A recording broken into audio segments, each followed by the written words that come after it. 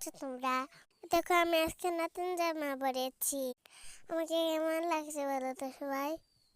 আজকে আমি কোথায় যাবো তোমরা জানো না? আমার আজকে ভাইয়ার বিয়ে। আমরা সেই বিয়ে বাড়িতে চলে আসছি। এত সুন্দর ঘর সাজানো হয়েছে, অনেকগুলো বেলুন ছিল। আমার কাছে দেখতে অনেক ভালো লাগছিল। মুখিয়ে তো দেখানো যাবে না, ভাইয়া নিষেধ করেছি।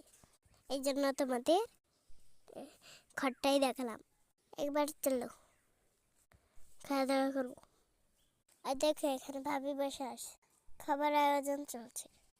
এখন এখন সবাই চলে যাবো খাওয়ার জন্য। সবাই খাওয়া দাওয়া করি। দেখো এখানে কত খাওয়ার আইটেম করা হয়েছে, কত বড় একটা মাছ দিয়েছে।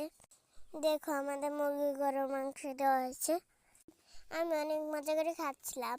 বিয়ের দাওয়াত বলে কথা, অনেক মজা করে খাবো আজকে। আমার খালামণি, আমার আম্মু, আমি বসে খাচ্ছি। খাবারটা কিন্তু অনেক মজার ছিল।